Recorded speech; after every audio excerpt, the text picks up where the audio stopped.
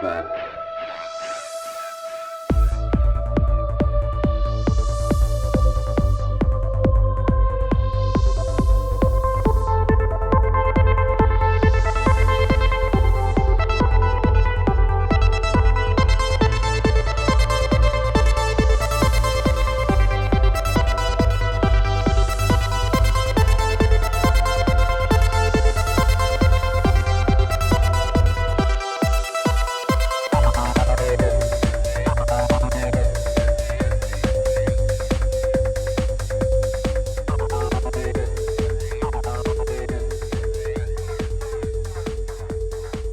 What's up? Another episode of Ripple Effect Podcast. I'm your host, Ricardo Vance, also known as Ricky Vance, and a great episode for you today. The Grimerica guys are here.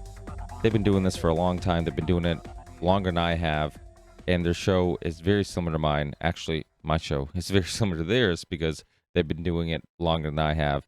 And casual conversation, we've had a lot of the same guests like Dan Carlin and Thaddeus Russell and Charlie Robinson. So very similar to my show in regards to the format, you know, a casual conversation. You kind of go anywhere the conversation takes you.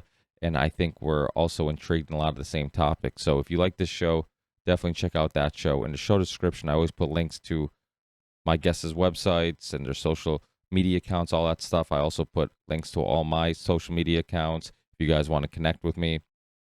Also, my Patreon page if you want to support the show financially. And if you can, I'll let you know in advance, exclusively just for my Patreon supporters, who's going to be on, who I'm collaborating with, who I'm booking pretty far in advance sometimes. So it's a little perk, kind of get some behind the scenes information in regards to who's going to be on the show and what I'm up to.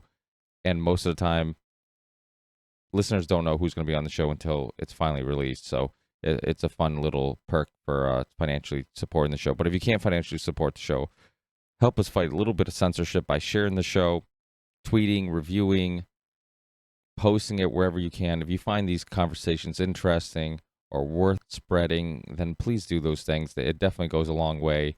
There's algorithms and shadow banning that's suppressing a lot of information and different types of conversations. So anything you can do to help, I think, is very much appreciated.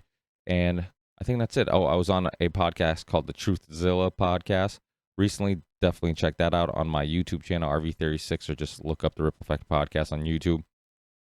You'll find a playlist called Ricky's Interviews, and you'll find the interview in there. I was also recently on Charlie Robinson's podcast called Macroaggressions, and if the episode's not out yet when this show comes out, it'll be out very soon, so look out for that. Also, shirts. Hopefully very soon I'll have the shirts released. I'm not sure how I'm going to sell them or where I'm going to post them or how I'm going to have you guys pay for them, but I'll figure that out once they're available. But it'll be very soon. So keep a lookout for that. Make sure you connect with me on Facebook, Twitter, Instagram, PARLER, all the social media accounts. So that way, once the shirts are available, you'll be one of the first ones to be able to purchase them because they're a limited supply. At first, I didn't order a whole bunch of them because I didn't know how fast they're going to sell, and it becomes a huge investment. So there's quite a few, but it'll be cool to have another way of supporting the show. Also, I think it'll be cool to run in somebody who's also wearing a shirt of a podcast you like, and you know that you probably have some things in common and probably some things that you could talk about, some interesting things. So that's it for now. Enjoy the show, guys, and I will see you on the next one. Peace.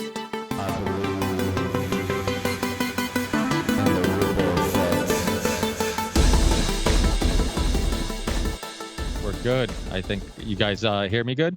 Yep, you bet. Can you hear us okay? Yeah, I hear you guys good. Yeah, right on. Thanks a lot for being with me, guys. I really appreciate it. Oh, anytime. It's funny because we've had so many of the same guests throughout the years. Yeah. And I know you guys are OGs. You started a little bit before I did because you guys have been doing this for what, like 7 years? Yeah, right? over seven and a couple months. Yeah. Yeah. I started, I think, probably a year or year and a half after you guys, around 6 years. But yeah, we've had Dan Carlin, Daniele Bignelli, Thaddeus Russell, a lot of the same, Charlie Robinson, but he's been on everybody's podcast, so he doesn't count. But yeah, so we've had a lot of the same guests. For people who are listening who might not be familiar with your show, I'm sure most people are by now, but can you give a little background about like how you guys got came up with this idea of starting a show and some of the history behind it? Yeah, I was a podcast fan since back in like 2007. I mean, I was listening to and even back then it was free. Like you could find whatever you wanted to. People were talking about everything, and it was for free. This is probably, I think, 2007, 2008. And I just went through the whole skeptical route, the scientific route, and then got into the paranormal and UFOs and stuff where my heart sort of belonged. And then when I met Darren, I was listening to the Mysterious Universe a lot, and we met at work, and I passed him along these crazy podcasts, and then we went to a couple conferences, and we were like, man, we could talk to all these people, like all the people at the conferences, and we should start having conversations with these people. We could do a podcast, and then it just started from there. Darren already had like a Twitter account, and Grimerica was already kind of a thing, so we just kept that name going. And then we just wanted to have interesting conversations with people. Actually, we're going to start it kind of like almost like an OBDM style, really, even though we didn't know them, but we were going to do news sort of story coverage, pick a couple topics or whatever. But then we decided to get into the interview style, which I'm glad we did, because, I find it stressful even coming on somebody else's show like this. Not stressful in a really deep way, but, I like to be chatting with the experts because I don't really know. I mean, I've heard you say the same thing. It's amazing listening to all these shows that we're connected with, kind of the same feeling, I'm just scratching the surface on all these different things and not really able to go too deep on anything, but at least we can hold conversations about a bunch of different things. Well, I think you guys have said it where like being an expert on one thing probably restricts you a lot. Like it's not like we like to pretend like, oh, you're an expert in this thing, so we should listen to this person. But a lot of times, like we don't take in consideration that means that they don't know jack shit about a lot of other stuff because that one topic has consumed their lives. And you see it all the time now with doctors talking about, oh, this virus is the biggest thing ever. And then people who are experts in economies are like, well, we're going to have all these other negative effects because of this and that, So I think the casual conversation with people who are really intrigued and curious about a bunch of different things, to me, that's what I love. I love listening to, that's one of the things I love about your podcast. It's very similar to my style where it's laid back. It just sounds like you guys are just hanging out and talking, and I think that's one of the reasons why people like your show. I mean, even the intros, it just sounds like I'm overhearing a personal conversation between you guys. So I think people like that. Yeah, man. There's no script or it's just honest conversation. There's no plan. There's like a real rough plan about some things we might talk about, and that's about it.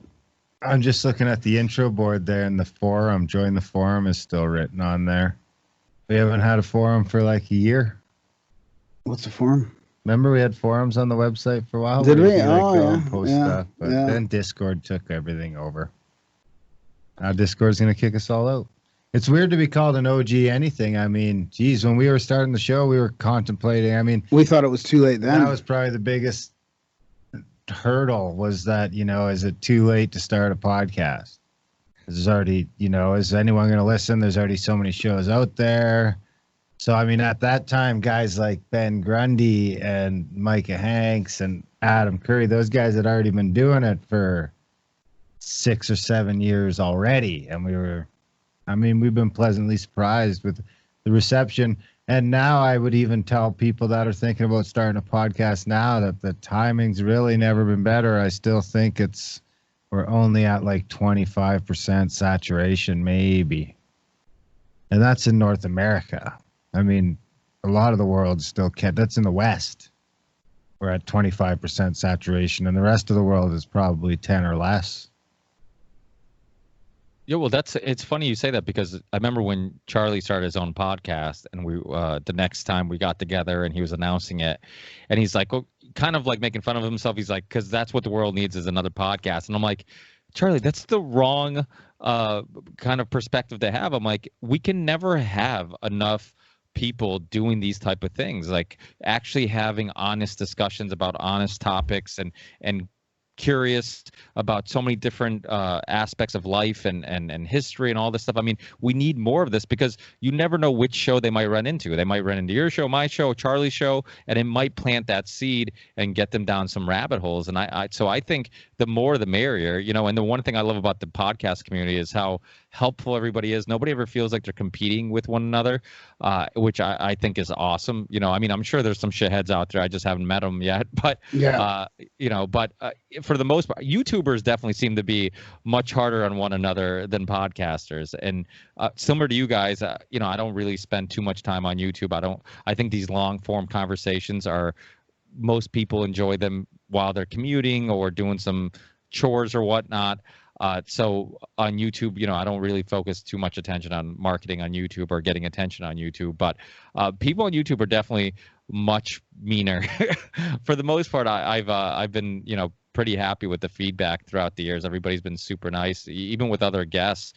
Like, you know, like I said, you guys had Dan Carlin on some years ago, and I remember hearing him when I was contemplating starting a podcast saying, start a podcast. You'll be surprised who comes on your show. He was being interviewed and he said this. And I'm like, yeah, maybe he's right, you know? And then he came on, and you know, Daniele Bignelli was one of my first guests. Jason Burmis was one of my first guests. And it was just, I was kind of surprised that people were willing to come on. Did you guys kind of get the same type of thing when you started having guests, that you were kind of surprised, like, oh shit, these people are actually willing to come on and just kind of shoot the shit? Yeah, we've been surprised for sure. I mean, we've only had a couple people really say no over the years. And I think even now, like once you get a hold of, like people that you actually connect with and ask the question. Like, even now, some of the people that said no, I think were probably, it was more because of podcasts weren't really super ubiquitous, and we were trying to get in touch with them either. So now they've kind of saturated a bit more. People are much, you know, people think podcasts and they hear Joe Rogan, you know, being the biggest name in media, and all of a sudden podcasts have this new shine to them. Well, think about it. Obama was on a podcast. Like, that's when he was leaving office, when he went on the Mark Maron podcast. I mean, I'm sure you guys had the same type of reaction I was getting from friends and family when I thought about starting a podcast. A lot of people didn't even know what the fuck it was. Yeah. And I was like, you guys, I'm like, I think it's like, I'm late to the party because, like you said, like the No Agenda show, some of these other shows that I was a fan of have been around for a while, and I'm just like, wait, like I feel like I'm late, and you don't even know what the fuck a podcast is, and that kind of gave me like reassurance that, like, okay, maybe it's not too late to jump in this. And I also felt like there was just the same reasons I love podcasts. I felt like as it got bigger and more people got exposed to them, people were going to fall in love with podcasts for the same reasons. And that's the fact that it actually sounds like honest discussions. And when you get the newspaper, when you watch, you know, TV or whatever, you always feel like somebody's trying to sell you something, or they have an agenda that they're pushing. But when I listen to podcasts like, you know, your show, it just sounds like people talking. And to me, that was so refreshing to finally get something that was thought-provoking, and I didn't feel like I was being pushed in one direction or another. And so, yeah, I mean, I think it's still going to grow more. I agree with you guys. I think that, you know, it barely is at its peak. And shows like Joe Rogan, I mean, it showed how much people really appreciate long form conversations, and how much you shouldn't listen to your critics either. Because how many times did you hear Joe Rogan say that people told him, like, oh, nobody's ever going to listen to a 3-hour show, and nobody's ever, you know, and all this stuff. And he's just like, fuck it, you know, I'm doing it my way, and people really enjoy it. Yeah. The other aspect of it that I was fascinated by early on, so is guys like Ben and Aaron at Mysterious Universe, or Dan Carlin, or Alex Sakaris from Skeptical. These guys have been doing it for so long. You could email them and actually contact people, whereas the mainstream, you never had any access. They were up here in this little, you know, tower, and they just told you the way you were supposed to think, and there was no questioning it. There was no communication back and forth. You know, you had to go through. I don't even think you could go through channels to access them. There was no access for us. But having guys like Dan Carlin reply, or you could get into a short conversation with these people, and, you know, maybe they read your stuff on the air, or there's a cooperative back and forth, or there's some dynamic there back and forth. And that's kind of, I guess that's probably one of the reasons why we got listeners involved in the intro and started to read emails and stuff, and try and not intentionally build a community, but just get like there's people that want to tell stories, right? We started with the paranormal stuff and strange experiences and UFOs and all that stuff, and it's very, very similar to that guy that mentioned it on the last time we were on the Union of the Unwanted, right? And then of course that bleeds into the war on consciousness and all this other stuff, and then of course other conspiracies kind of seep in, and then you're into, you know, all the contemporary stuff that you kind of have to talk about now because of the censorship and all the shit that's going on. But people have been involved the whole way, which is great. Well, I think that's the funny thing about the real like fringe stuff, like you said, UFOs, you know, whatever it may be. Even the darkest, most craziest conspiracy theories have some truth to them. And when you go down those rabbit holes, you find out like, holy shit, like, you know, you look into the Roswell story, you look into Bob Lazar, you look into like all these things, and you're like, holy shit, there's actually some truth here. And that's what keeps these things alive and also keeps it fascinating, because there's always that like that little bit of doubt of like, maybe there is something there, you know? And to me, what boggles my mind is how many conspiracy theories ended up being true, like that we know now, and yet people will still be super skeptical when the next conspiracy theory comes around. We're like, hey, you know, this is a lie, or that person's a child molester or whatever, and they're like, oh, you're fucking crazy, you're a conspiracy theorist. Or you talk about vaccines. I mean, you guys hosted that great debate with Del Bigtree, a guest who's, you know, been on my show, and I think you guys had issues with that show. Yep. and other yep. times he's been on, right? Because I had issues with that show. The first time he was on, didn't have any issues. This last time he was on during the height of the lockdown, iTunes wouldn't play the episode, and then it immediately reminded me of you guys, because I think I remember hearing you guys talk about having some issues with downloads and stuff like that, right? Yeah, we were shadow banned in the U.S., iTunes U.S. after that episode with Del. Yeah, after the original episode with Del, I think. I remember, like, I don't know when it was, but like somewhere in 2017, we were already getting like, you know, 150, 180,000 downloads a month. And wow. Like in like 2 months, it throttled back like 75%. And we've been sort of clawing our way back ever since. I don't know if it was a drop. Yeah, but no, that was no. That was they changed the parameters of the stats, I think. It was when that I mean, I think the No Agenda guys were talking about it too, and they were changing the way a download is counted. Is that what happened? Yeah, I think so. Whether it was, I think it was even coming from iTunes. It wasn't just our tracker, like the Libsyn who we go through, but it was the way all of them were being tracked. Something about ad revenue. It was that push to make things a little bit more, you know, accurate, I think. Universal. Yeah. Yeah, I think I do remember that discussion, how they were changing the way they were counting subscribers. I think they completely got rid of like that. They're like, oh, there's no way of really knowing how many subscribers and downloads and all that stuff. It's funny because when you first start a show, and I remember talking to Charlie about this, I'm like, you'll drive yourself fucking crazy, like looking at statistics and trying to figure out like what's my and then after a while you're like, I don't care. Let me just do what I enjoy and just, you know. And really, that's kind of what you have to focus on, is just like your art and what you enjoy doing, and the listeners and everything else will come in time. Yep. Enjoyed the conversations. We were just reflecting on who were we talking to about the child trafficking way back, and it was only 4 or 5 years ago. Karen Hudez, maybe. Hudez. And it seems so crazy to us, you know, like this conspiracy about, was it about child trafficking? I think so, right? Child trafficking was definitely in there, pedophilia. And it just seemed like we were like, oh my God, we're talking about this crazy topic, and now it's just all over the place. Yeah, I mean, I remember being like aghast. That was October 14th, 2013. Oh wow, it was way back then. Holy. It was 7 years ago. Okay, so that was like at the beginning of the first year. That was the first year then. Yeah, we tiptoed around all that stuff in the show notes. Back then, we were scared of stuff. I remember, like I was saying the other day, I remember the first time I called NATO the North American Terrorist Organization on the air. Graham was just like, oh my God. And now it's like some of the stuff that comes out of his mouth is just like, if 7 years ago Graham would have heard him talking about Pizzagate and say stuff on the air, you know, it's crazy how many layers you can peel off in a decade. Yeah, I think you get more comfortable too, talking about it on air. I remember initially, same thing with me, where it's like, I had Dr. Brzezinski on, or we talk about vaccines or alternative research. I'm like, I don't know what the fuck I'm doing. I'm like, I'm just putting this out there on the internet. I'm like, what if I get in trouble?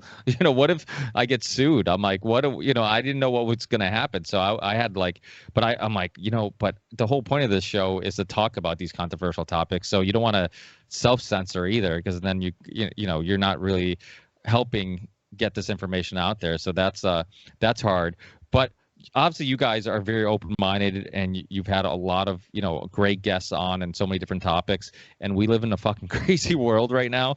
What's kind of your take on what the hell is going on? Because everybody's coming to me because I think because I have a podcast, a lot of my personal friends are like, hey Rick, what the hell is going on? And there's one thing I find trying to put it in words and explaining it is that I also have very little understanding of what's going on, because there's so many stories every day. So you have like kind of a grasp of things, but it's really become really hard to keep up with shit. And like, do you guys have you guys discussed with one another like what's going on, and if there is an end game, is there something that seems to be clear to you guys?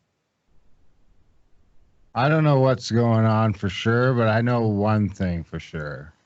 I'm a lot more scared of the government than I am of COVID-19. We were walking in a Shoppers Drug Mart today after work, after I picked up the kids. And Madison, we were going in, and something happened to her with COVID. And she's like, coronavirus is fake. Like, oh, boy. The next generation. How old is she? She's going to be 9 right away. That's hilarious. Yeah, teaching her well. My son's the same way. He repeats everything I say, and I've been very outspoken about the coronavirus, and any chance I get, and my wife will give me looks like, just shut the fuck up and let's go. And then I'm just like, I find every opportunity, because it's amazing how many people that have been tricked, that you sit down, you have a discussion about the facts, and they realize like their opinions based on zero facts, because there are no facts, like tests that don't work. I mean, I don't know if you, and like every other day there's like a new story that just helps kind of make your point. I mean, I just heard a story recently about, it was like 30 something fishermen that test negative before going out to sea, and then no, it was 35 days. That's why I'm remembering that 30 number. It was like all these fishermen went out to sea, they all tested negative, went out to sea for 30 something days, came back, and then they tested negative. It's like, how the fuck can that be? Oh, tested positive, you mean? Yes, tested positive. Yeah. So and there's stories of that, of contaminated tests, of tests giving false positives, of people inflating numbers. Like every time I meet somebody and they still are believing this nonsense, I just want to fucking shake them and be like, I know. What is your opinion based on? Like and the worst part, like when you have kids, like this idea of like having kids wear masks at school gets me so fucking mad. And the thing is, there was a petition going around in Massachusetts where like all these people were signing it. It was being shared like crazy on social media. And I'm like, oh crap, like this shit's really picking up steam. And then all of a sudden just pulled off change.org. Like the petition just... Something similar happened in our area there. I don't have kids, so I'm not directly involved, but I heard there was a vote. I don't know if it was a poll or a vote or a referendum.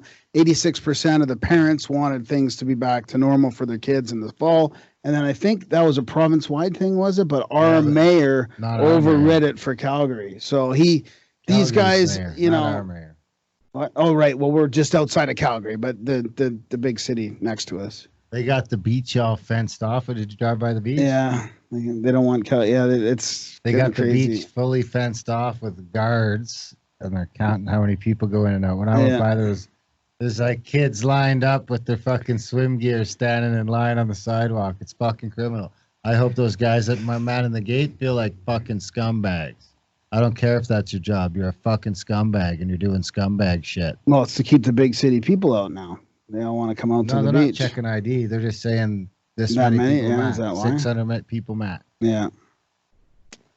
Yeah, it's crazy. So getting back to your question, I mean, it's there's definitely something going on. I mean, it's hard for me because I listened to your Douglas Valentine episode, and it really makes me try and think about not getting stuck in these dogmatic traps, it's so hard not to get pushed to one side when you just don't believe the mainstream. I mean, in deconstructing the mainstream media for years, and you can see through all the lies, and that doesn't mean you know the truth. Like I've been saying lately, just because you can point out these hypocrisies and these lies doesn't mean I have the answer. It means that that's not the answer. So exactly. I'm trying to walk that fine line between like, hey, that's wrong, that's not right, but I don't know. I mean, it looks right over here. We can look at these studies over here, or these doctors over here that are getting censored. I mean, it makes, how can there not be a deeper agenda when there's that much hypocrisy and censorship? And like you were mentioning about the tests, I mean, it says it right on the CDC website. I mean, the PCR test, it says it can be all these other things. It's right there for everybody to see. And what's happening? Nobody's even, how is that the basis, the foundation of this pandemic is based on a fucked up test? It's unbelievable. That's such a good point right there. Because the fact that it's all based on bullshit, like if the tests aren't accurate, then everything else just goes out the fucking window. Nothing else matters. Like when people argue, well, just wear a mask. I'm like, you're still pretending the tests are accurate. You're still pretending that this is a huge fucking deal. I'm like, exactly. Yeah. So that's why I don't want to wear the masks. I understand that it stops sneezes and coughs and these big droplets, and it might help in that way. But I mean, I don't go to the store getting expected to get sneezed on and stuff like that. I mean, people got to just be respectful. But I don't go to the store anymore. It's because of exactly what you said. I was just thinking that, like, I've been listening to you and all these other podcasts, and it's amazing. Not in a dogmatic way, but how our thoughts are very, very similar about these things. Like, it's the overarching, if that's wrong, then how can anything else be right down there? It's really interesting. And then I thought that we were doing a whole bunch of different types of tests. I thought Canada was doing different tests from the States, maybe. That PCR test was found out a long time ago, back in February and March, that it wasn't. There was all these studies and people talking about false positives. So I thought, okay, well, obviously we're moving on to different types of testing. And I look at our Canada and Alberta Health, and we're still using PCR testing. So that makes you wonder, well, obviously they don't want it to be any more accurate. And to me, because if it can show respiratory illness or pneumonia or the common cold, and everybody's wearing a mask and creating more respiratory illness, maybe that's just what's happening. People are getting, and then the pool testing, throw that out there. Then they're testing all these potential cases and they're reporting them as real cases. I mean, in Massachusetts, they were stating the positive cases, and they're calling, I think that's the term they use, like potential, or like these are the total confirmed and potential cases. And I'm like, wait, why is that all grouped together? And if it's there's only for one reason, to make that number large and keep scaring people. Exactly. How could it be anything but that? Yeah, they're not reporting on how many people are recovering, how many people are fine. I mean, the crazy thing is, like, Dr. Birx, Dr. Fauci, you can hear, even if you're on that side where you believe this is a huge thing, you can hear interviews where they say 99% of people are going to be fucking fine. So it's like, what is your evidence based on? And the long-term effects of all this, it's like we're not even close to understanding what the long-term effects could be. Suicide rates, domestics, alcoholism, there's just so many businesses. I mean, so you get a little stimulus check. That's great. But once that money runs out, you're not going to have a fucking job to go back to. And so and then the kids, I mean, kids who can't even, it was public shaming if you got together with other kids. I'm like, this is ridiculous. Like, these kids are being tortured. They're not even at fucking risk. And guess what? When the flu season's at its peak, that's when they're at risk, right? Like, the flu kills young kids, and yet we never tested teachers. We never told them to wear masks. We never checked their temperature, but yet we know the flu actually puts kids at risk, and that's okay. And all of a sudden, for I mean, no offense towards old people, but they're the ones who are mostly at risk, and they're not the ones going to fucking baseball games and football games and soccer games and concerts and all these social gatherings that are supposedly so dangerous. It's like the majority of the young people were still getting together with their friends anyways. You're never going to stop young people from getting together with their friends. That's what they were doing. They were bored anyways. So this whole thing is just, it's so frustrating because you see these arguments, and it's so obvious. Look at the censorship. There was that press conference with did you guys see that video? Yeah. All the I was watching it last night with my girlfriend, showing her, hey, Here's another opinion. Look at this. For all your friends and family who are scared shitless right now, look at what they're saying. There's a cure, this and that. And it got cut off right in the middle of our thing. They deleted the video. What? Right. I've never had one happen. I've never had it happen where I'm watching the video and it gets deleted right in the middle. While you're watching it, it was yeah, it's weird. Should have downloaded it. yeah.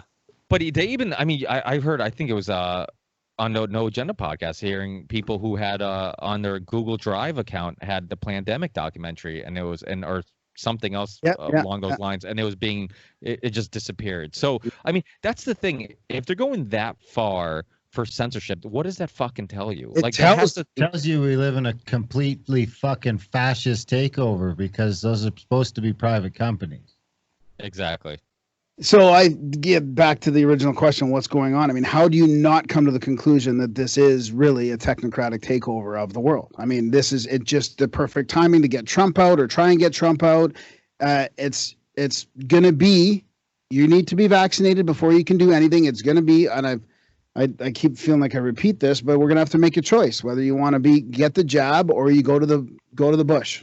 You basically leave society or you belong. I feel like, what is stopping them with all this blatant data corruption and the hypocrisy? How can it not get to that point? I mean, they're going to vaccinate. They're going to vaccinate a whole whack of people. They want to vaccinate everybody. And then if you don't comply, what's going to happen? I mean, are you going to be hunted down in the woods? Or are you just not going to be allowed to go to stores or go fly anywhere or do it?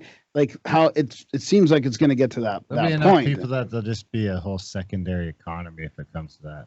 I mean, there's 500 million guns in North America. It's not going to be an easy task to make people get jabbed. Well, a lot of people want it. I mean, a lot of people are for it. I mean, there's a lot. But I mean, there's more people against it now as well. I mean, I think that it is falling. Their narrative is falling apart to a certain point. I think it's going to be funny when the side effect is all the sports teams going bankrupt and them losing all their tentacles of distraction. I mean, regardless of what happens with any of this, and I don't pretend to know fucking anything about any of it because I tuned out a few months ago and I have zero interest in tuning back in. But not a few months ago, maybe a couple months ago. Yeah, few, same thing.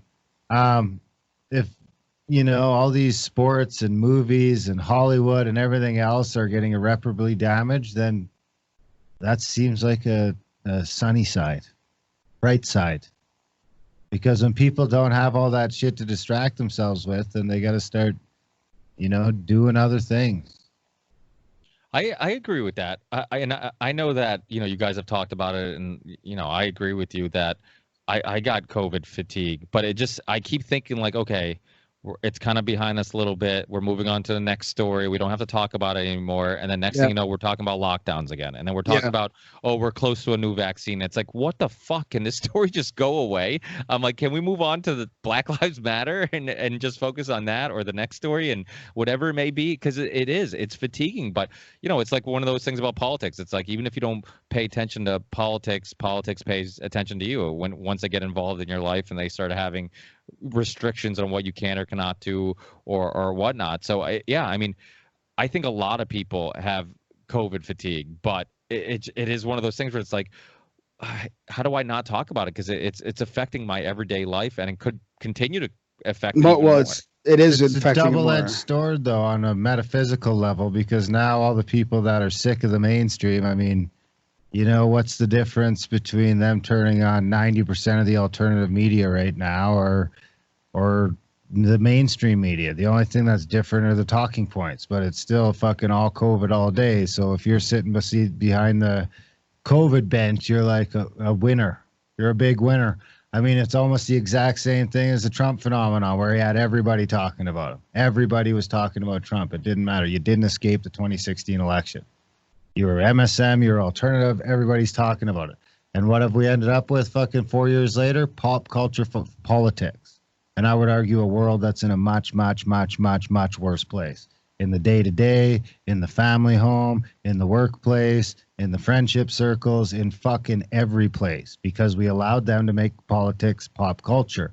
And now I fear that we're in danger of doing the same thing with COVID, where we're, 6 months away from having been talking about COVID for a year straight. Almost, it's hard. Like it's hard to ignore. This Saturday, August 1st, somehow in the middle of the summer, when things were fine in Alberta, we were fine. I mean, people are saying the cases are rising, and I don't know why they're rising. I don't believe that it's actually like a higher percentage. They don't really give you that exact data to tell you if it's more testing or not, and whether they're doing pool testing, because they're tracing it back to like, you know, the Fire and Ice hookah bar and all kinds of crazy shit like that. So no wonder why people are getting scared, because it seems like they know what the fuck they're tracing it to.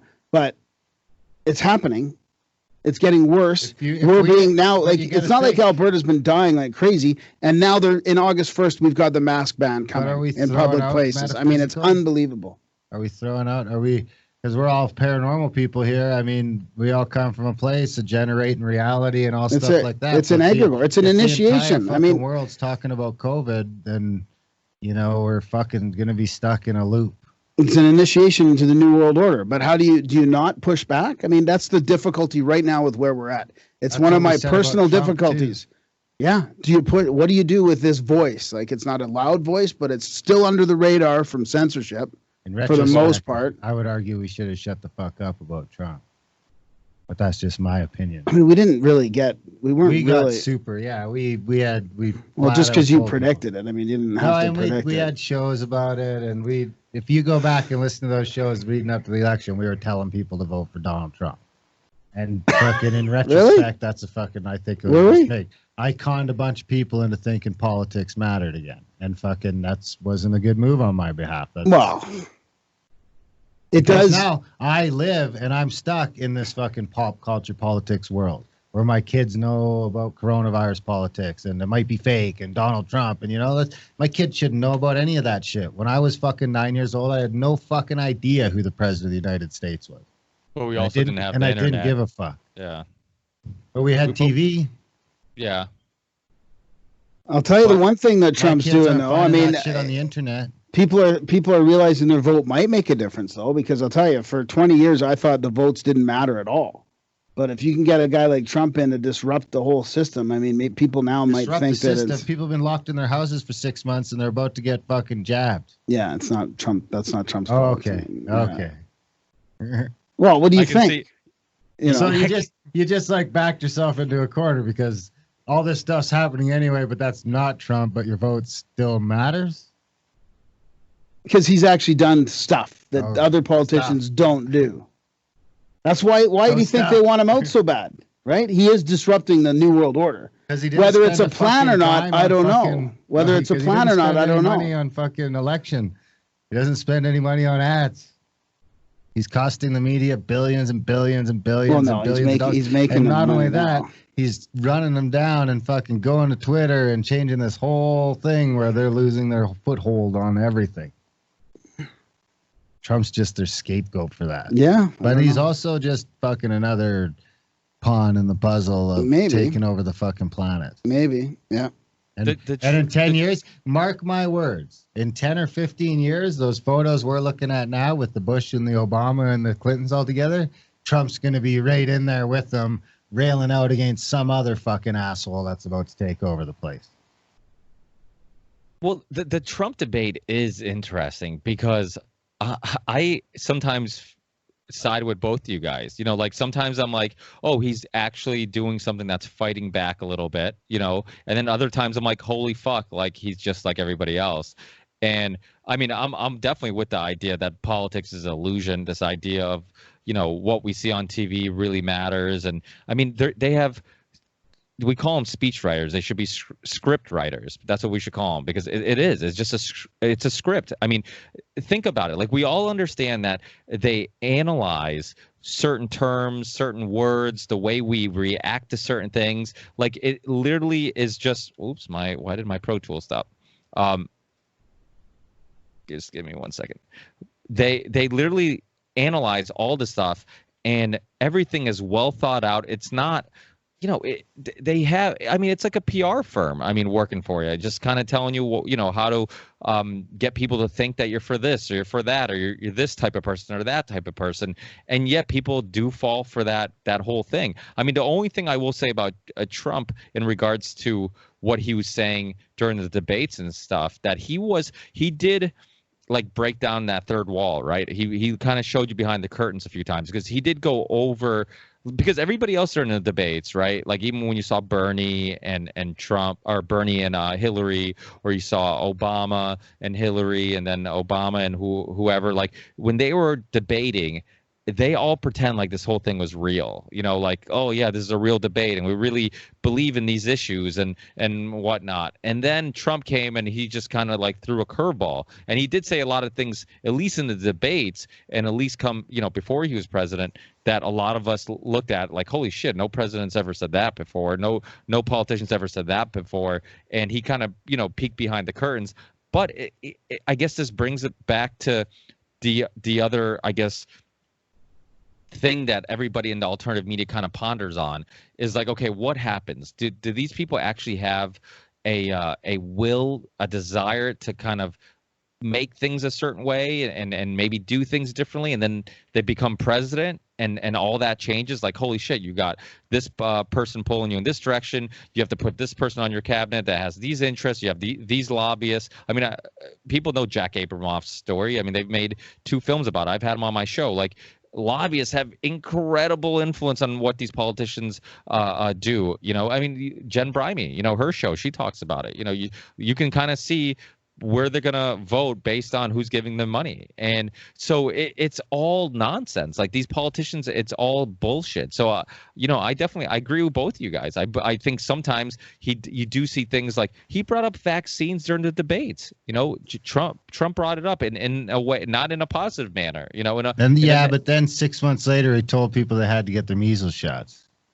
But that's my point. He's pushing them now, big time. I mean, it's ridiculous. Yeah. But that's the dilemma, right? It's like, I mean, I don't like a lot of the things he's doing. I mean, I'm not for him. I'm for the faint hope that things will change. That's all I'm for. It's not even about Trump. It's just about the faint hope things will get better, because things weren't going good for people. For a lot of the population, things weren't going good. People forget about all that. Why he actually got in power. Why people thought he might be the one to make the change that Obama promised. I mean, I fucking cried during Obama's inauguration. I mean, I was emotional. He got me totally emotional. But since the 80s, Trump's been talking about China, and he's been now, and he is a chance to fucking nuke China. I mean, why? I don't know. I mean, it's China, owns the media, a lot of the media, the Hollywood. I mean, China's involved in everything. I mean, I don't know if you've heard the CIA and the FBI lately talking about how China's been involved in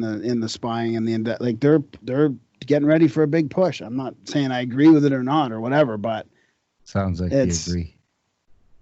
McCarthyism. No, I just we got commies. We're going. I'm sure it's just a matter of time. It is funny because one side says that China's the boogeyman, the other side says Russia's the boogeyman.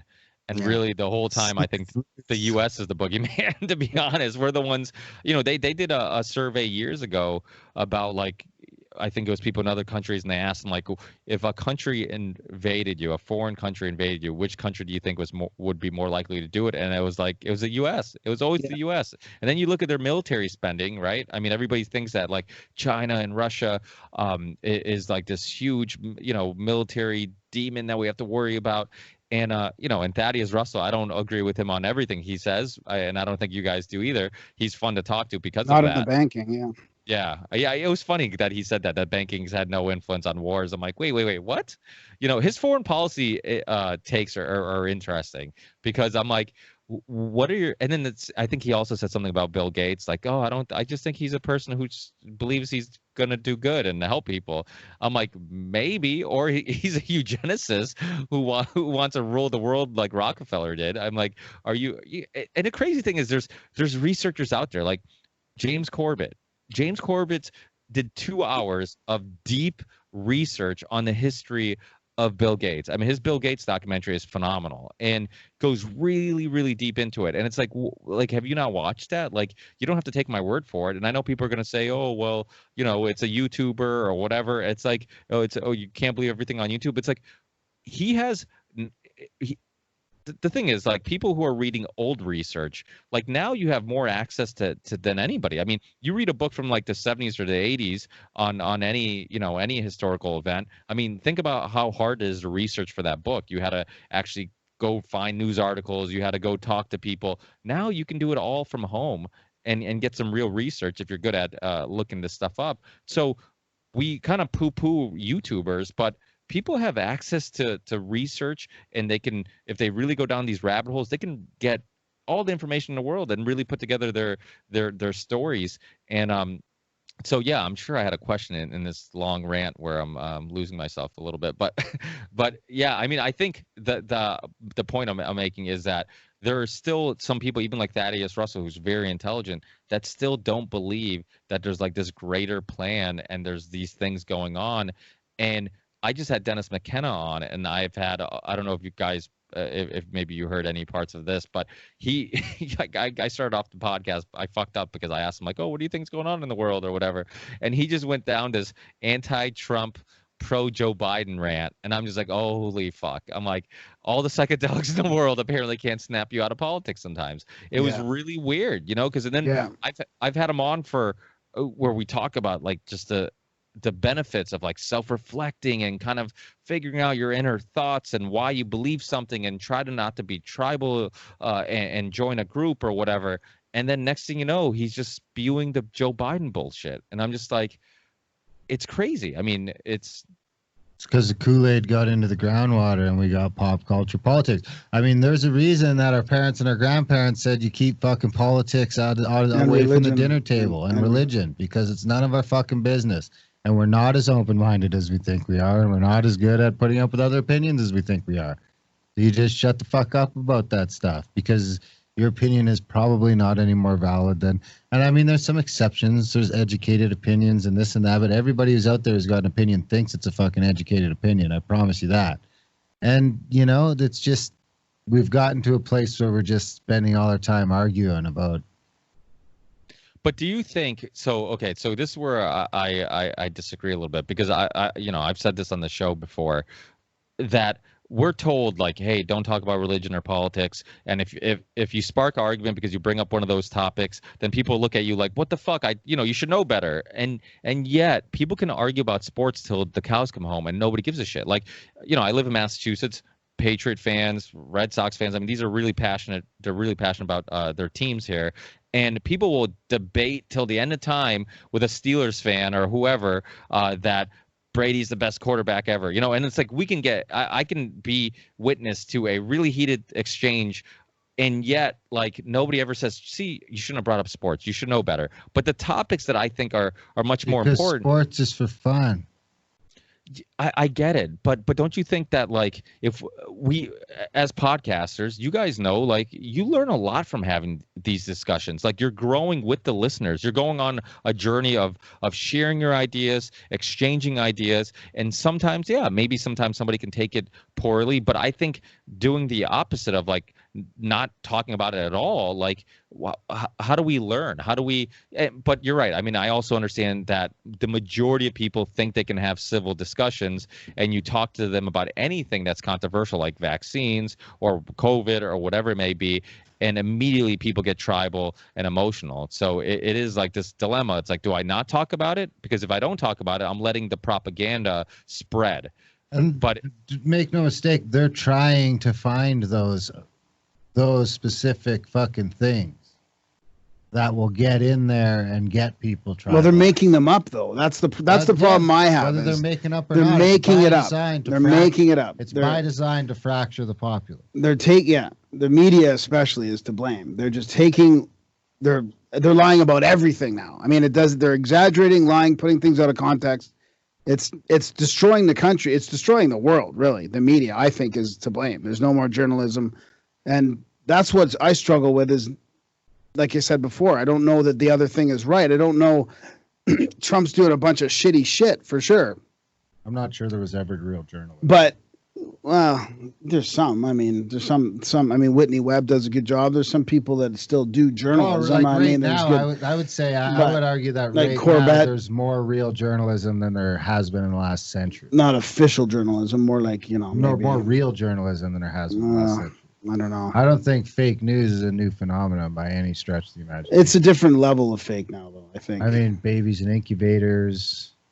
Yeah. Gulf of Tonkin. I know, but now they're faking the pop culture. Like, they're creating their... They didn't have to do that 50 years ago, 60 years ago, because the information streams were so fucking condensed. Yeah, like I was talking about, you had no access to them. It's like you got to think of it as there's just like there's this town and it's only got one water supply. So you just got to dump the Kool-Aid in the water supply, and you might get the odd fucking hippie here and there on the outskirts. That doesn't drink the water. But he's got no real voice anyway. I mean, maybe you catch him over at the 7-Eleven putting flyers under people's windshield wipers, but it's not a real problem. You got one pipe in the town to put the Kool-Aid in, you're good to go. Now you got 1,000 pipes. You put 2 different types of Kool-Aid just so people can think they're arguing about fucking silly things. Well, really, the real opinions all get altered in the same direction. And now there's just pipes coming in from fucking everywhere. And all of a sudden, that's why we see what we see today of mass censorship and plugging pipes and cutting pipes and doing whatever they can to jam up pipes all over the fucking place because they've got a journalism problem. They've never had a journalism problem before. I mean, you think people talk about real journalism breakthroughs as Watergate? You think Watergate wasn't a political fucking hit job? You're sniffing fucking glue. It's always been propaganda. It's always been propaganda. Now, there might be some outfits out there that get into it and think they are, but for the last 50, 60, 70, 80 years, it's fucking propaganda. And if you get big enough to start being not propaganda, they just come and sign a check. And now you're no longer part of the problem. And, now we've gotten to this weird place where we got 4 or 5 boards controlling every bit of information that comes in. And I mean, you could argue big tech's another leg of that, but they're intermingled all over the place. Yeah, sometimes I'm curious because when you do research, right? You read about Gulf of Tonkin, or you read about whatever, and you find out that they lied to the public, right? And the same way that they lie about the certain historical events that are happening now, they're lying to the public. But even so if we go back, if we were born 100 years from now, we go back and read the newspapers, we might or read articles online about what happened during this time, the COVID thing. We're only gonna get probably the mainstream media's take on what happened and the lies, right? And it's going to be much harder to find somebody like a James Corbett's take on what's going on, or a Ben Swan's take on what's going on, or Whitney Webb. So I always wonder, okay, maybe during those times of, because obviously Operation Mockingbird, they have been trying to control the media forever. I mean, you go back to Edward Bernays and his understanding of propaganda and how to influence the way people feel and think. And but I wonder even then if there was lesser known journalists and people who actually didn't drink the Kool-Aid and didn't believe the bullshit, but yet those just aren't the stories that you're hearing about because, like you said, the big newspapers or whoever, those were the sources of information. And today it kind of sucks that everybody gets a voice, the shitty opinions and the good opinions, and whatever if you're a researcher that I agree with or disagree with, everybody has a voice. But it's good that even the good researchers have a voice, because if this was during the Watergate era, or whatever, the JFK assassination, for example, it was hard. If you didn't believe that story, the official story, it was much harder to get your opinions out there and get your perspectives out there. Where now it's gotten harder because of big tech, like you said, that's censoring everything. But when we first got into podcasts, we could do our own research on stuff, and you could go down some rabbit holes. You could find some really interesting takes on stuff. You could get some really interesting documentaries, and so I think that's good. And I think there's probably always people who didn't believe the mainstream narrative, and good reporters and good journalists probably out there, but they just weren't heard. I mean, you look at Gary Webb, Danny Castellero. I mean, how popular? I mean, I was very little when they were doing their work, but how popular were they? They weren't probably household names. They're probably bigger household names now that we have the internet and we can research their stories. So there is a chance that there probably are some people even during those eras that were doing good investigative journalism, but when all you're doing is selling propaganda on newspapers or on TV, and like you said, it was much easier to control the narrative because everybody's watching the same channels. You had a handful of channels, you had a handful of newspapers. So whatever was put on those, that TV station or that nightly news or that newspaper, that's what people believed. You know, I had Ray McGovern on my show he was an ex-CIA. I'm sure you guys are familiar with Ray, but he also did the presidential daily briefings and for some years. And he talked about, I forget which coup in Central America, one of the many, where he was doing the presidential daily briefings, and he found out about this coup in a newspaper. Like, he was supposed to be having access to the most delicate information, and even he didn't know about it, you know. So it shows you how many layers there is to this, and how little we know, and sometimes even people who are in don't know about these plans or what's going on. So I think in a lot of cases, like, it's not till years later do we truly understand what the agenda was or how we were lied to specifically, and really what was going on. And even now, like, it's like a chess game that we're not sure what the end game is. Like, okay, we kind of know you're pushing the vaccines, we kind of know you're pushing this China thing, but is there more to the story? Is there something, you know, even bigger going on? Like you said, New World Order, you know, are they trying to get rid of currency? Are they finally justifying tracking everybody at all times forever? Yeah, finally justifying it. I mean, I feel like it'll be interesting to see in the future. It's a way to let the cat out of the bag. I mean, that's what I mean. Us. Yeah, but well, not to that level. Now it'll be at a deeper level. I'm of the belief that they're already doing things, and then they just find a way to whip it out to us so that, you know, they can slowly let you catch up to what they're doing. Well, then the plan could be way more nefarious than that. If they're already tracking us, then it's not about tracking; it's about health. Well, right at the beginning of COVID, they were talking about contract tracing and all that. They were already talking about using anonymous data from phones to figure out. I mean, the only thing that they want to do to it is officially put your name on it, but I find it hard to believe that your name's not on there. It'd be interesting to see in the future how the censorship will look like 5 or 10 years down the road. I mean, I feel like we're watching in real time the future being created. They're trying to create the future. I mean, look at how bad Facebook is right now, how bad the censorship is. I mean, it's a cesspool on Facebook, and Twitter's bad. I mean, look at all the banning recently of QAnon and any of that kind of stuff, which I understand is creating havoc for Hollywood. I mean, these people are getting themselves in some pretty hot water with their old tweets about, you know, kids and pedophilia and all that. But then, of course, they allow that stuff to stay on. I mean, you can see the creepy stuff that they allow on and the stuff they're taking off. I mean, one of the cute things that they took off is all about unity and love and all that. And then, of course, they take that off, and then they leave on some pretty evil looking stuff. I mean, and then there's the doctors getting censored from YouTube and every other platform. I mean, it's at a mind-boggling thing what they're allowing and what they're taking off right now is fucking amazing to me.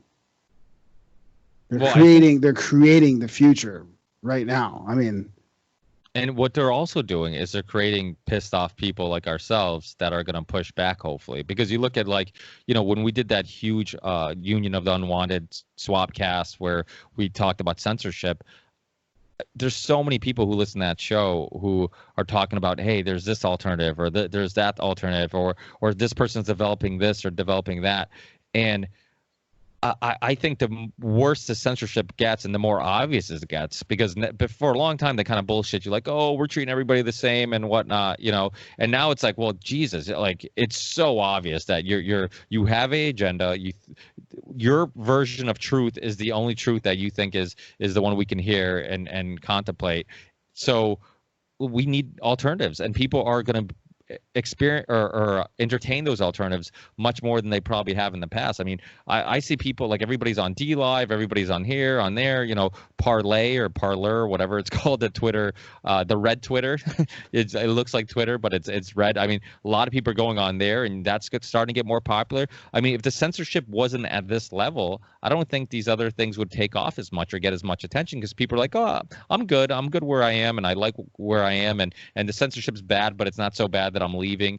That's why when I see, like, people like Jason Burmis or Luke from We Are Change, and, like, their whole platforms, everything they do is only on YouTube, I'm like, you guys are fucking crazy. Like, what do you, like, you think, like, this is going to last long? I'm like, you better have a plan B, you know. And luckily, like, the podcast world, like, shows like yours and mine, where probably a lot of our listeners aren't on YouTube. Most of them are downloading them and listening to them on their phones. Like, it doesn't seem like the censorship is quite as bad. We still have a little bit more freedom here. Would you guys agree with that? Like, we kind of seem like my audio is uncensorable without like a court order if it needs to be. We got some servers on standby, so we can just transfer everything if we need to. Yeah. What's the IFS or just something that we got our servers outside of the U.S. to avoid the Patriot bullshit. That is a great idea. Yeah. Well, there's the peer-to-peer type thing where Ernest Hancock brought it up when we did the Union of Unwanted, one of them, and I think Midnight Mike kind of looked into it, and I mean, the point is, like, these alternatives are they're being fast-tracked because of the fact that, speaking of fast-tracked, that's another thing. We're like, wait, 1 second Trump seems like he's anti-vaccine, and next thing you know, he's fast-tracking a fucking vaccine. It's like, what? Yeah, I mean, that whole situation is confusing. But yeah, I mean, it seems like that type of censorship is really motivating people to look at alternatives and whatnot. But I mean, you control what people see, you control what people you control what they think, you control what they feel. I mean, you can only make a logical, intelligent decision on what you believe or not believe if you're getting both sides of the story. And that's always been my argument with the vaccine thing. You know, like, my kids aren't vaccinated.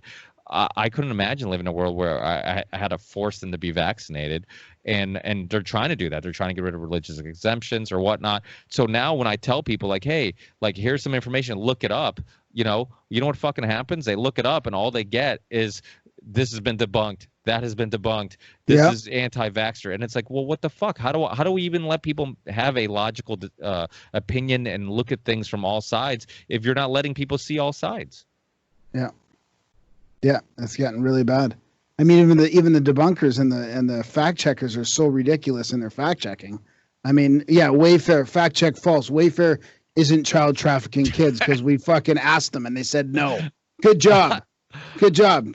It is hilarious. Like, people are like, "Oh, Pizzagate's been debunked." I'm like, "Well, what? First, what do you think Pizzagate was? And two, how's it been debunked? Like, have you went to everybody's house and, like, talked to them and, like, had a drink with them? Like, hey, you're not really trafficking kids, right? Like, what the fuck do you mean it's been debunked? Like, you don't know these people personally. Like, and then the worst part is when the Epstein thing, like, gets mainstream news and becomes headline news, and people just, like, if you bring it up again, people are still like, oh, it's been debunked. I'm like, so when Pizzagate was getting popular, this idea of the elite trafficking kids, being child molesters, seemed too crazy to believe.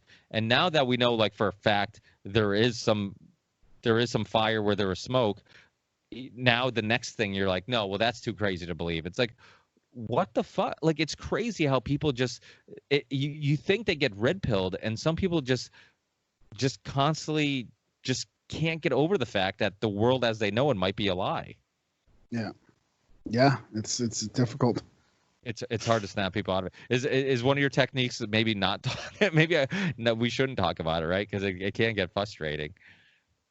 Yeah, I don't know. I don't know. That's the road I take. Graham takes the other road. We'll see who lives longer. I feel like we should be talking about it a little bit now, but Darren's, he's learning how to live off the land, so he's kind of doing that, and maybe he can teach some people about that. I think teaching people to hunt and fish and preserve food is probably more important than yelling about inevitabilities. Yeah, I and the thing is, like, I came from northern Portugal. My parents are farmers, very simple lifestyle. My mom was one of 12. Oh no, my dad was one of 12. My mom was one of 7. Huge families, and they had huge families because, one, there wasn't TV, and two, each kid was like a employee. You got like a free farm worker. So, they all grew up on a farm. And I remember coming to America, and my parents, I came here when I was 4, and I remember growing up in America and, like, talking to my dad about, like, Portugal, and we would go back every year and be there for a month or two. And I'm just, like, looking at these houses that have no running water, and I'm just like, as a kid, I'm like, well, how the fuck did you grow up here? Like, this is crazy. And as I got older and older, I started to understand, like, okay, they didn't have material wealth, but they had community, wealth in community, wealth in love, wealth in a lack of stress. You know, they've done studies about like, oh, if you make $60,000-$70,000 a year, like that brings you happiness, and then over that, it doesn't bring you happiness anymore. And I'm like, well, is that what's going on, or do we live in such stressful lives that like once, you know, basically money never brings you happiness. It just relieves the stress of like knowing how I'm going to pay for this debt and these bills. And then once I'm relieved of that, like I'm good. Like, you know, it didn't bring me happiness. It just relieves some stress.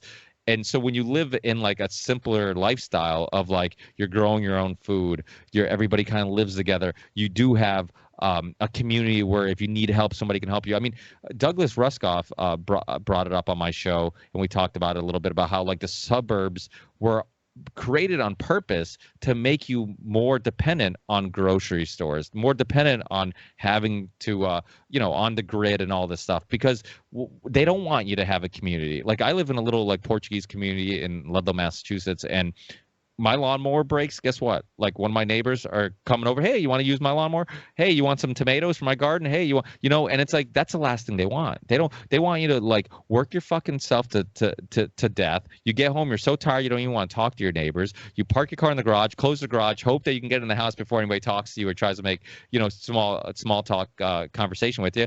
Then you order everything on Amazon and that's it, you know, and you don't grow any of your own shit. You can't survive on your own. You can't, you know, so it does seem like this bigger plan of like just getting everybody so dependent on the system and not independent where you can grow your own things. And you know what? Those people are fucking happier. You find like these blue zones where people live longer and seem happier. I mean, it's people who are still like living like they're tribal people, you know, like hunter-gatherers. They find these people in the Amazon where they're completely detached from any civilized, civilization, and they don't have any signs of depression or anxiety, and they're at peace, you know, and I think that's super important. I think doing those type of things of like hunting and fishing, I think you'd probably agree, but you know, maybe you can expand on this. Like, it's more than just getting food and stuff, but there's probably a sense of like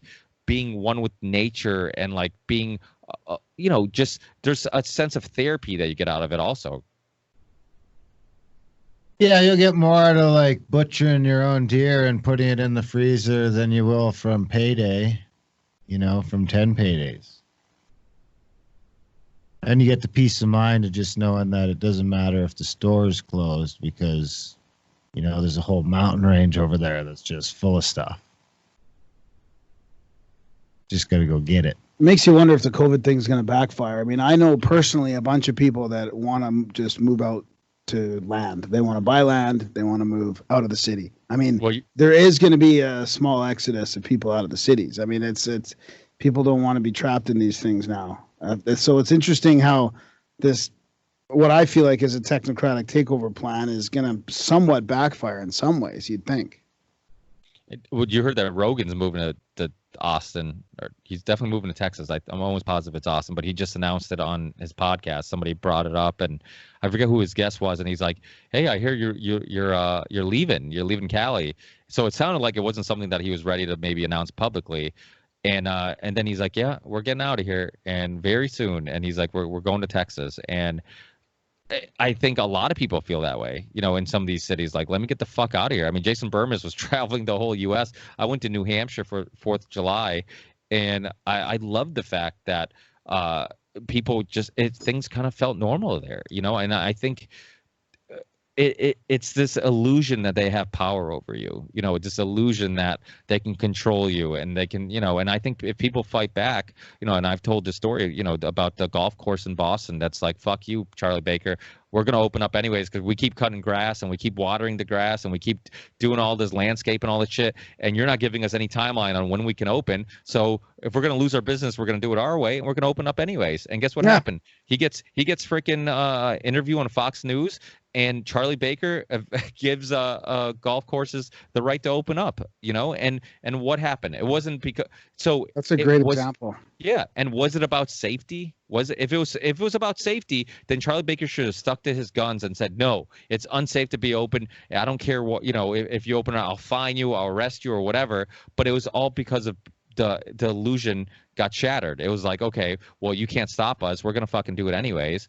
And what was what was the governor gonna do? Was he gonna arrest them? Was he gonna fine them? Because it could have even been even worse politically. You know, these guys are on Fox News now talking about this. So it showed that if you fight back, that sometimes you do succeed, you do win. And I don't know, I think the alternative's scarier, right? If we do nothing, then don't they win already? Like just thinking that we can't do anything? But I don't think what we're doing counts as fighting back.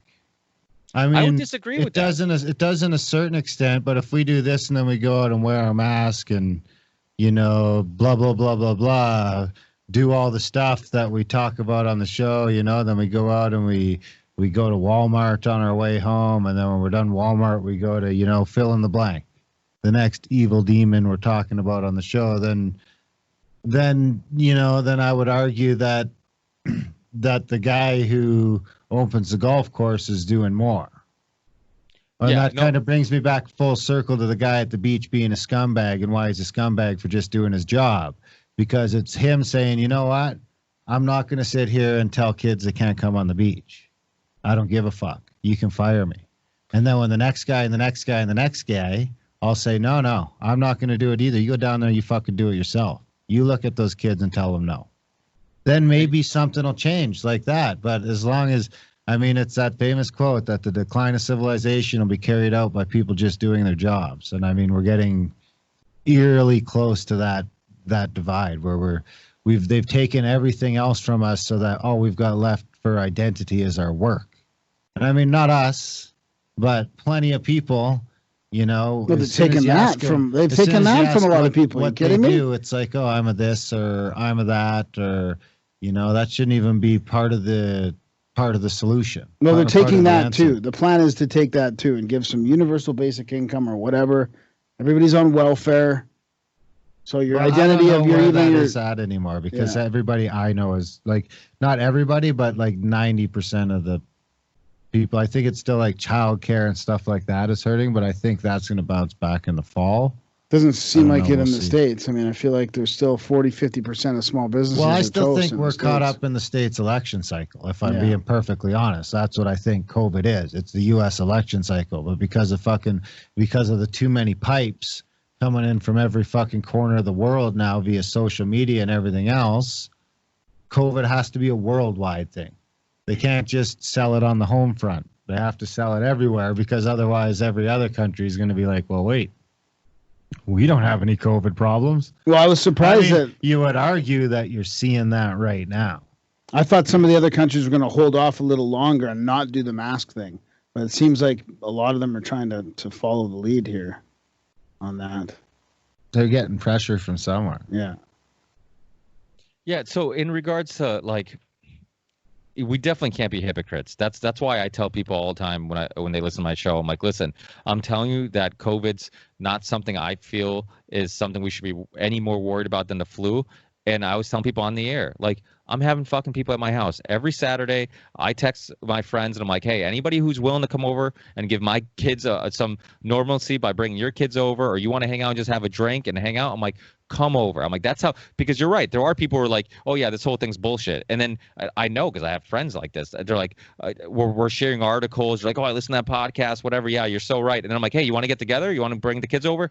Oh, I don't know. Maybe we'll wait. I'm like, wait, what the fuck? I'm like, you just told me that like you're kind of on the same page with me, but yet you're not willing to take that step. And I get it. Like the power of media, the power of propaganda, it scares people. And some people are like, okay, this looks like it doesn't make sense. I think these people in the alternative media or the conspiracy theorists, or for lack of a better term, are making a lot of valid points.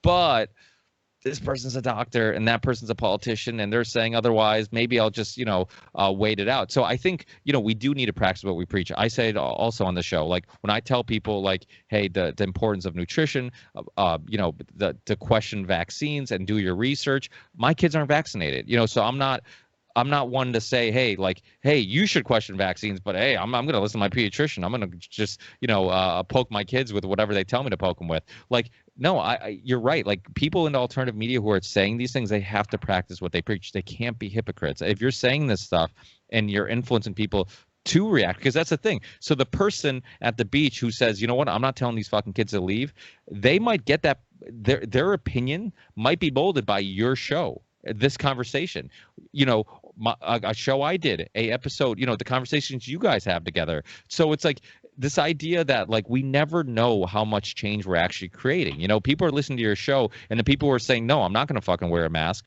might be because of your show. It might be because they're hearing you guys talk about this and they're like, you know what they're saying makes perfect sense. Fuck this. I'm not wearing a mask. So I think there's a lot of change that can be created by sparking these conversations, because like it or not, we are influencing people. You know, I agree with you. Like sometimes people ask me to come on their show and do an interview, and I'm like, I'm not an expert in fucking anything. What are you going to talk to me about? but people do listen to us, and some people is, even if we just provoke thought and have them do a little bit of critical thinking and maybe go down some rabbit holes, those people are hopefully, you know, they could be more influential than us. So these people, like you said, that golf course, right?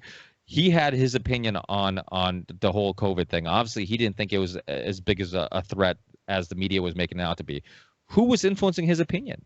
You know, like those people could feel like us, like, hey, what the fuck are we doing? All we're doing is just doing a podcast and having a conversation.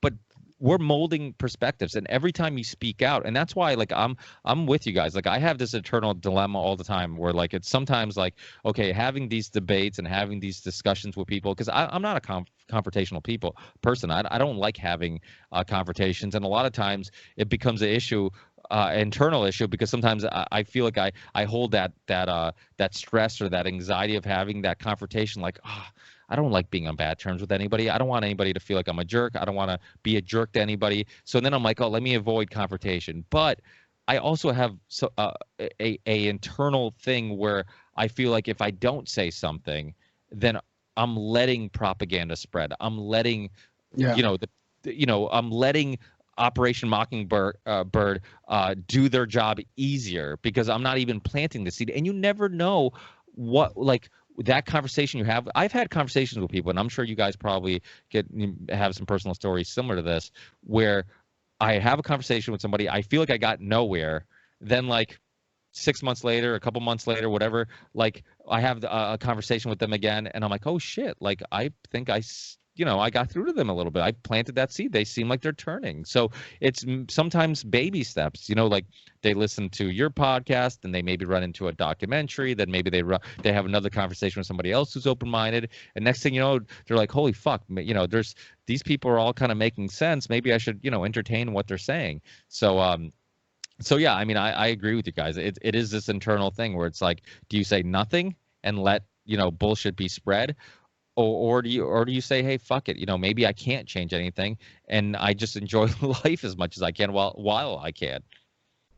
Yeah, man, trying not to fall in that dogmatic trap where we're spreading disinfo too. I mean, that's one of my concerns, is I don't want to fall into this trap. I mean, it's pretty easy to get pegged on one side or the other now just for not agreeing with, you know, certain lies. But I don't want to, you know, it's tough to know. I mean, there's so many crazy stories out there too, and it's pretty easy to spread memes or to joke around about stuff. But so it's a fine line between trying to be open-minded and plant seeds and talk about the stuff without also just spreading disinfo and causing, what are these Chinese seeds that. I keep hearing about? Well, I mean, we talked about it in the intro last, and they're just showing up at people's door.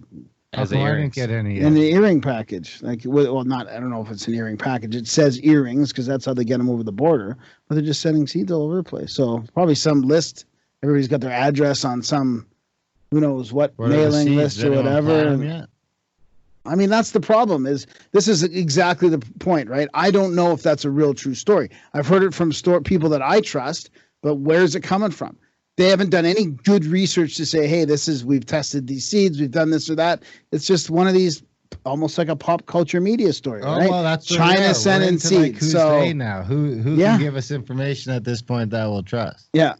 I almost don't trust anything. Or does the information just have to fit our narrative now before we can trust it? I mean, that's the world that we're spilling over into. I mean, like it or not, and I'm not accusing anyone in this room of that or in this circle, But we're like a couple years, if we're not there already, we're dangerously close to this edge of just there's so much fucking information that the truth becomes completely subjective. Yeah, Mike from OBDM was saying, I believe everything and I believe nothing. Like that's kind of where I'm at. I want, I'll take all these little information, these stories, and I'll keep it in my head for maybe it's really happening until maybe I see something a little bit more legit that reinforces it.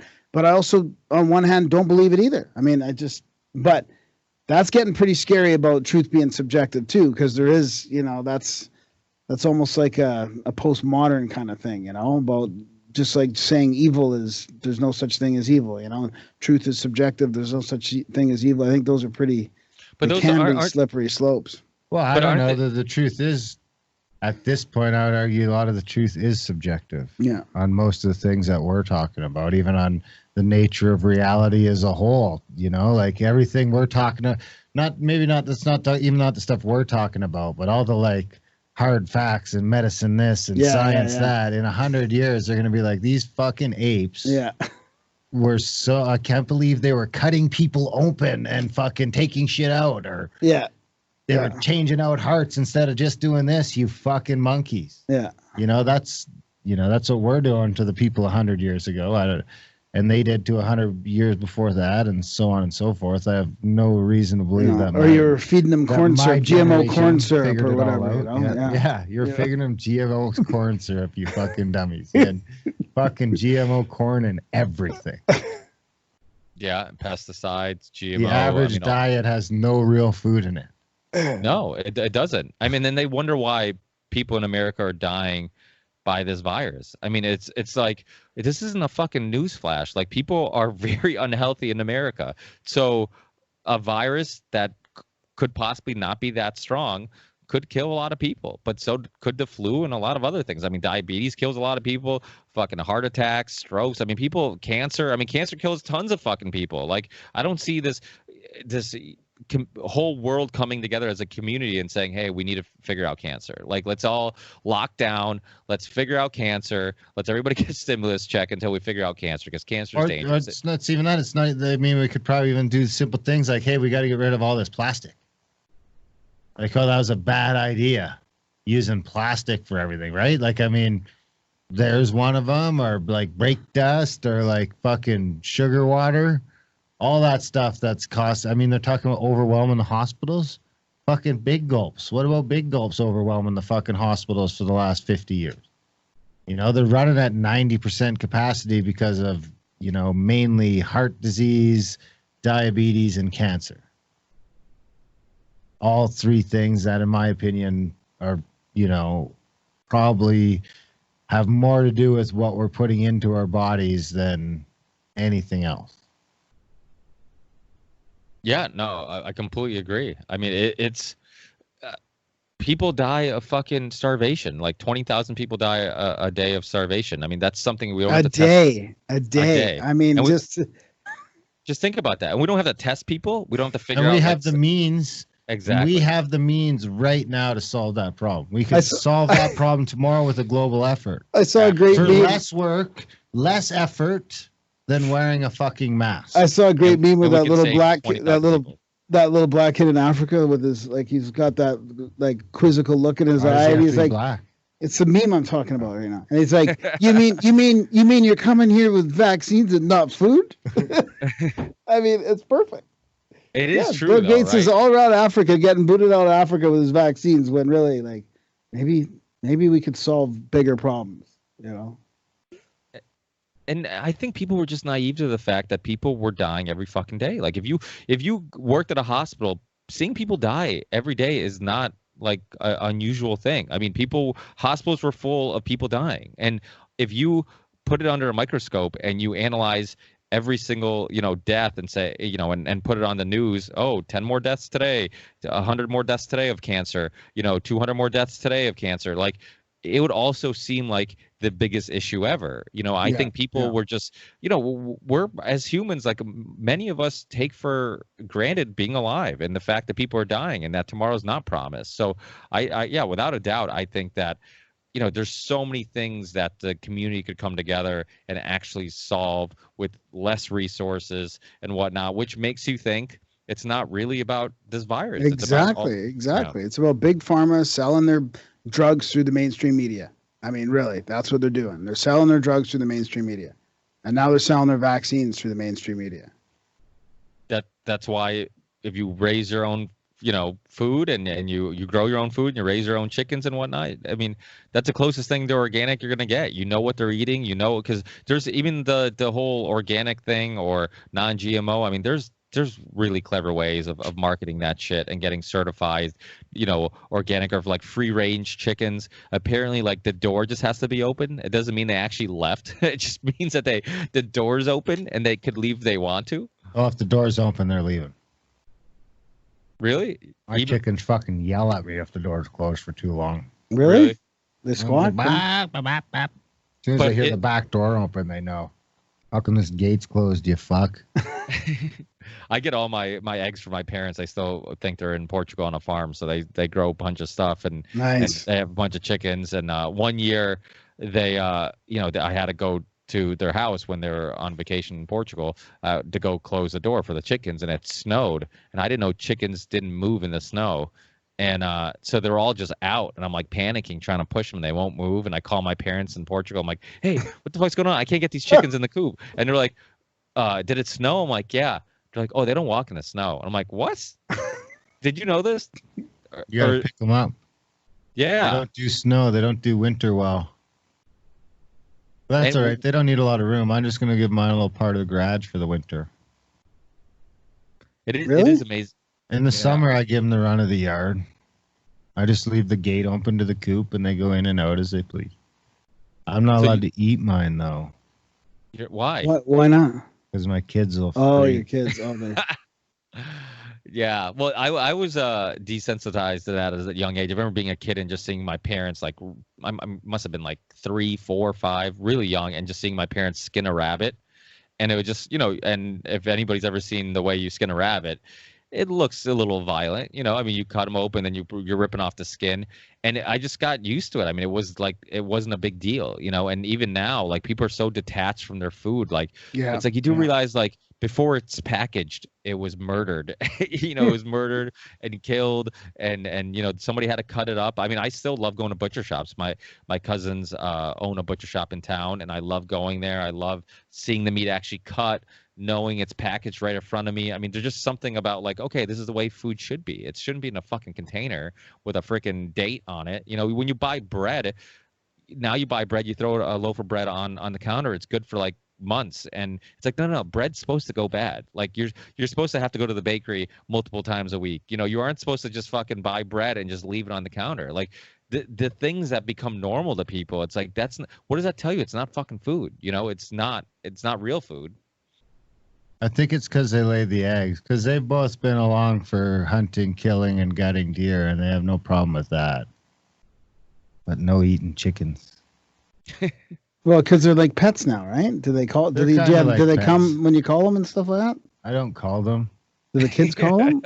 They follow you around because I bring them out scraps all the time. Right, so now they come out, and they like do that little thing where they think I'm the rooster, and I think they want me to fuck them. Really? Sometimes I'll rub my foot on their back a little bit, and they ruffle off. Yeah. Oh wow. They take care of your bitches. I'm gonna call you a rooster from my hens. Yeah, I mean, if you're ever feeling down about, your self-esteem's low, just remember those chickens want to fuck you. That's right. I got 3 chickens in the back that just want to fuck my brains out. Whole train. That is hilarious. Well, it's really not as much work as people think it is either. And it's like no work. Yeah, and you're growing money because, like, all the money you save from not buying eggs, you're getting from your own sources. So it's you're saving money. Who's that guy who grew a farm?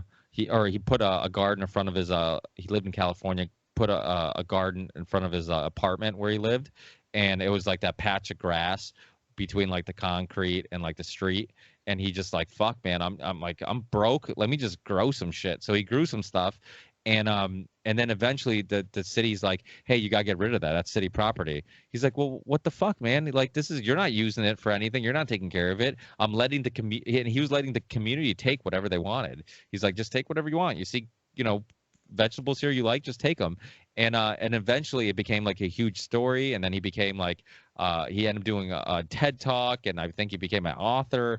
And I'm just like, that's great, man. Like that, you're telling a dude he can't grow food, and he's broke, and he lives in a apartment complex, and then you just made a star out of him. So I think things like that are great when people fight back like that. And I also think, like, I think it was him who said, like, why aren't we putting like all these fucking trees we put everywhere for cosmetic reasons? Why aren't we putting like fruit trees? And, Yeah. I mean, that's another thing that requires no work. I have a pear tree in my yard. It was here before I bought the house, and I don't do anything to it, and the pears are fucking delicious. You know, like they're they're not as big as the ones you buy at the store, but there's more flavor and whatever. And it takes zero work, and I get tons of pears. Neighbors' kids will come over and like grab them, like, yeah, take some, you know. And so why don't we do that? That would help the homelessness a little bit, you know. If you're really hungry, you could just go to a tree and just take something. Like, these are actual solutions that we don't care about, because the truth is they really don't give a shit about you. Yeah. They could have chickens running around all the parks with just some like nesting boxes there for the people to go get eggs. I mean, I got 3 chickens, and it's twice as many eggs as I can eat. I'm not allowed to have chickens, so don't tell anyone. So there you go. That's the bylaw again, right? You can't. Yeah. Really? There's restrictions to that? Yeah, there is. Yeah, but whatever. Come on over and fucking tell me I can't have my chickens, and we'll have a conversation about why I need now to try and take your job. Well, if they hear this podcast, you can just lie and say that it's you're attracted to them and they're attracted to you, and it's a mutual agreement. I love my chickens, dude. That's right. I'm telling Graham and I, we just got to get one more guy. Just and we'll identify as a chicken. Take over the city council, and we could just take over the town. We could have been that one town in Alberta that had no emergency. No masks, no emergencies. It would have been tough, though, because they would have been waving all that money at us. They would have been like, yeah, hey, we got, 20 million in emergency funding for Chestermere. You could build a couple parks for the kids, this and that. COVID money. Just got to toe the line. That's the thing. That's where like the experiment of the U.S. made sense in theory. Like this idea of like, okay, if you don't like one state, you can just go to another state that's doing things the way you like, and then you could just travel there, and you can live with people that are like-minded. And if you want to have less regulations, you can create your own place. But unfortunately, it's all being political, and even in places where you have, even though I will give Florida a lot of credit, because the governor was, during a press conference last week, he was saying during the press conference, he's hearing story after story of people waiting in line to get tested, and then they end up having to leave, or they sign up to get tested, and then they don't get tested, and they're getting positive results in the mail. And he's talking, did you hear about this? Yeah, it's wild. And he's saying this on like just national media, and yet like nobody's reporting on this. Like nobody thinks it's a big fucking deal. And he's Florida's numbers being 100% in 33 testing labs or whatever. They reported 100%, and then they come back and say, oh no, it's actually only 9.8%. So they're off by this astronomical number. And you think that ever, doesn't really get the traction. And which doesn't make any sense, because people are talking about how like the heat kills it, the sun kills it. So it's like, wait, how can Florida have this in the hottest time of the year, have this drastic number if we know that like the sun kills it? It's like, it doesn't make any sense. Because it's not COVID. It's it's any coronavirus, right? That's why I think it's common cold, it's pneumonia, it's respiratory illness from wearing a mask too much.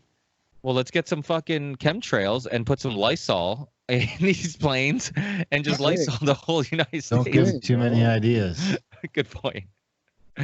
Well, some people believe that's what was going on in China, right? That I've heard some theories that there's 2 strains of it, and if you get the first one, then you're immune to the second strain, and that they were spraying it in the air or something like that. So I would be kind of like a vaccine effect, right? The idea of like you give people a little dosage of it, and then you create immune to it. So it's these are all super interesting things, and we live. Every generation has said we live in the crazies of times, I'm sure, but we honestly are living in the crazies of times. I'm sure of that. That this is it. This is like the wildest of times. So but I don't want to hold you guys up so any longer. I'm sure your chickens miss you by now.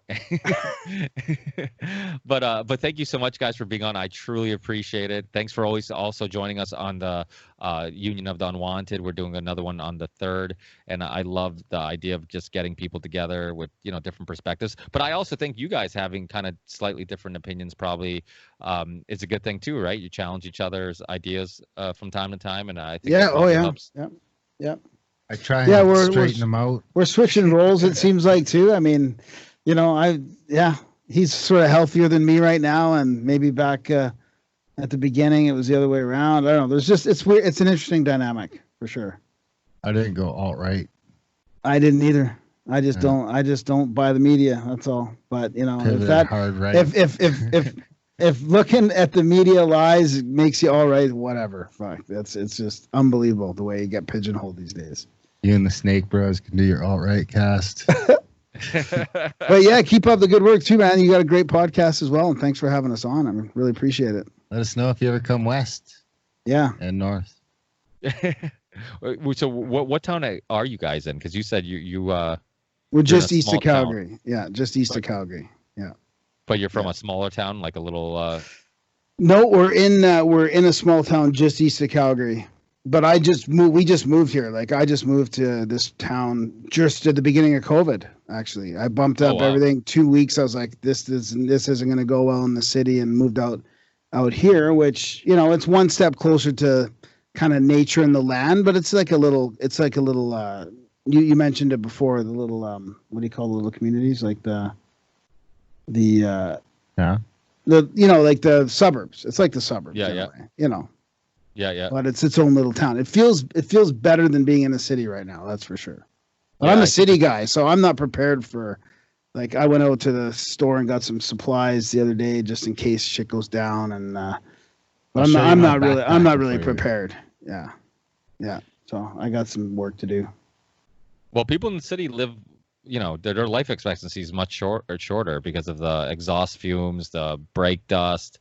I think also the anxiety and the stress of living those fast-paced lives, super unnatural. I think I think we can handle physical stress much better than we can handle mental stress. I think when you have a real good workout or you do something by hand, you actually feel good doing it. Where when you're dealing with mental stress, you usually feel like shit. Yeah, exactly. So I think it's years and years. We were designed for a certain type of lifestyle, and we're so past that. Where I just don't think we've adapted to it, and I don't think we're going to. Well, we will. Just take the jab. You'll adapt.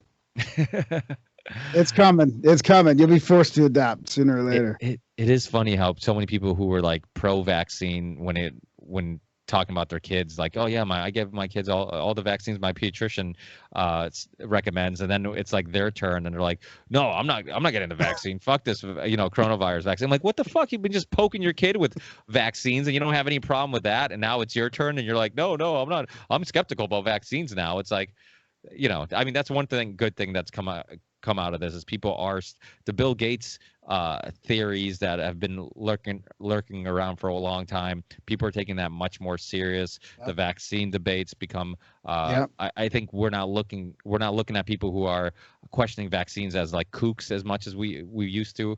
But there's tons of this censorship thing is a real fucking thing, man. I mean, it's hard to fight against algorithms, and a lot of people still get their news. I mean, especially the young crowd gets their news from Twitter and Facebook and YouTube, who's not letting you see all the sides of the stories. So, I think we need to continue doing what we're doing and having these open discussions and hope we can do something, and then we can unplug. I also think it's important to do like you guys mentioned, unplug and then go be with nature and go, do some things that to support yourself and learn how to survive without the need of government or a local grocery store or whatnot, because it really isn't that hard.